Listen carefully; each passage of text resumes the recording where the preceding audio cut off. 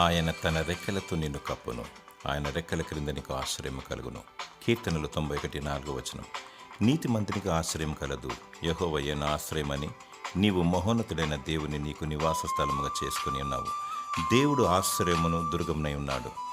ఆపత్కాలంలో ఆయన నమ్ముకొనదగిన స్నేహితుడు. ఆయన సన్నిధిని నీ హృదయమును కుమ్మరించుము. దేవుని సత్యము కేడమును డాలనైనది. ఏ శత్రువు నీ మీదికి రాలేడు.